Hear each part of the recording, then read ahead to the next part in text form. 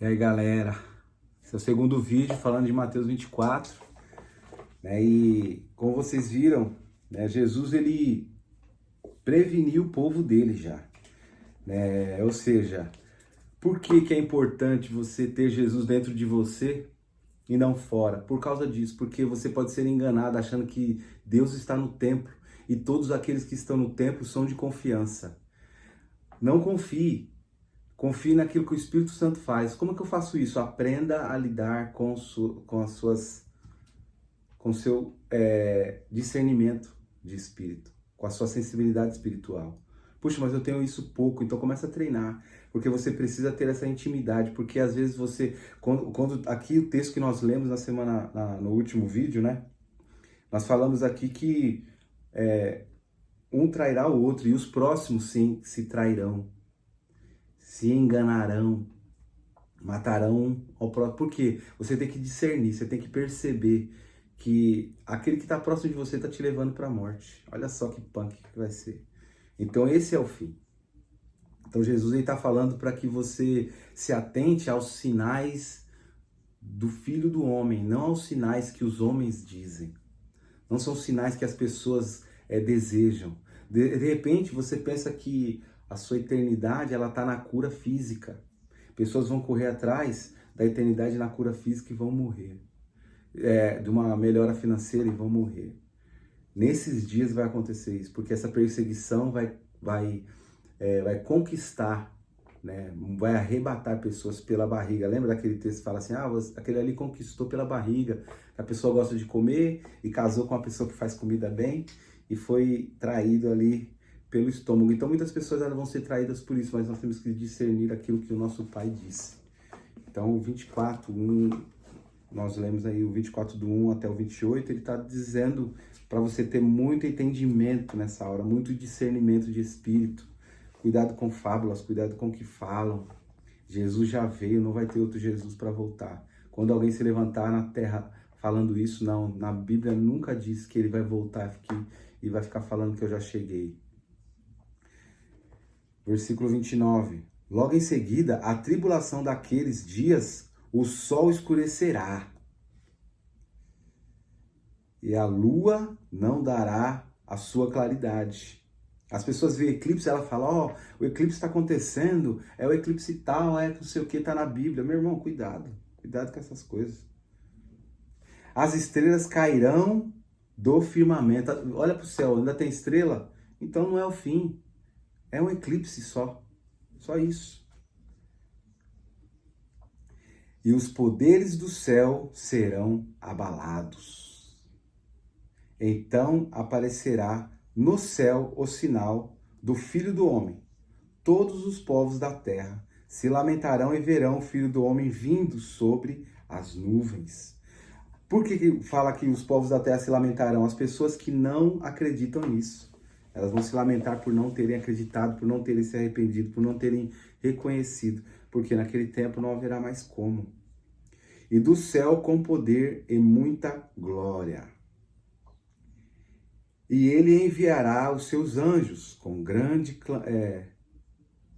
clangor de trombetas, os quais reunirão os seus escolhidos dos quatro ventos, de uma a outra extremidade do céu. Aprendei, pois, a parábola da figueira, quando já os seus ramos se renovam e as folhas brotam. Sabeis que está próximo o verão. Olha só, a gente sabe quando o verão está chegando, quando a árvore se renova, né? Então esse é o sinal de quando o Senhor vai voltar, ou seja, vai florescendo. As coisas vão acontecendo e você vai encaixando uma na outra, vai florescendo. Até você entender, olha, puxa vida, está acontecendo tudo aquilo. Assim também vós, quando virdes todas estas coisas, sabeis que está próximo às portas. Em verdade vos digo que não passará esta geração sem que tudo isso aconteça. Ou seja, uma geração só vai viver tudo isso. Passará o céu e a terra, porém as minhas palavras não passarão. Mas, a respeito daquele dia e hora, ninguém sabe, nem anjos do céu, nem o Filho, senão o Pai. Pois, assim como foi nos dias de Noé, olha só, nos dias de Noé, também será a vinda do Filho do Homem. Ou seja, sabe como é que vai estar? Os dias vão ser normais. Os dias vão estar um dia após o outro, sabe? Olha só o versículo 38. Porquanto assim como nos dias anteriores ao dilúvio, assim como nos dias anteriores ao dilúvio, né? Eles comiam e bebiam, casavam-se e davam-se em casamento, até o dia em que Noé entrou na arca. Você conhece a história, né? Depois que Noé entrou na arca, não teve como entrar mais ninguém. E não o perceberam, senão quando veio o dilúvio. Ou seja, as pessoas só perceberam que aquilo que Noé estava dizendo era verdade quando as coisas começaram a acontecer, mas aí já não tinha mais como. Isso é um alerta para toda a humanidade. Cuidado com os sinais, os filhos estão avisando. Noé, ele passava falando, não, eu vou fazer um barco. O pessoal falava, que doido, nem chove. Não chovia na terra naquela época. E o povo achava que Noé era um louco, né? Porque como é que pode um cara fazer um barco? Porque falando que o mundo vai acabar em água. Ninguém acredita, né? E não perceberam, senão quando veio o dilúvio e os levou a todos. Assim será também a vinda do Filho do Homem. Então 2 estarão no campo, um será tomado e deixado, e o outro levado. 2 estarão trabalhando no moinho, um será tomado e o outro será deixado. Portanto, vigiai, porque não sabeis nem que dia vem o vosso Senhor. Mas considerai isso: se o pai de família soubesse que hora viria um ladrão, vigiaria e não deixaria que fosse arrombada a sua casa. Olha só o que Deus está trazendo, o que Jesus está falando aqui. Olha, se um ladrão falar assim, eu vou entrar na sua casa amanhã, o que você faz? Você vai comprar arma, você vai fechar o portão, você não vai deixar ninguém sair, não é? Você vai se prevenir. Então, o que Deus está falando? Se previna, cara. Busque arrependimento, busque reconhecimento de Cristo. Aceite-o como seu único Senhor e Salvador. Coloque a sua vida na sujeição de Deus, para você entender o princípio. Porque não tem como você entender o reino se você não estiver dentro dele. O problema é que as pessoas querem entender Deus e depois entrar no Evangelho. Deixa eu melhorar minha vida primeiro, depois eu venho para Deus. Não tem isso. O reino de Deus é caminhada. Você vai caminhando e vai clareando o tempo, vai clareando até se tornar dia perfeito. Você só vai reconhecer Deus conforme você vai andando nessa trilha, gente. Só assim. Por isso ficai também vós apercebidos, porque a hora em que não cuidais, o Filho do Homem virá. Quem é, pois, servo fiel e prudente, a quem o Senhor confia os seus conservos para dar-lhes o sustento a seu tempo? Bem-aventurado aquele servo a quem o seu Senhor, quando vier, achar fazendo assim. Em verdade vos digo que ele confiará todos os seus bens. Mas se aquele servo, sendo mau, disser consigo mesmo, meu senhor demora-se,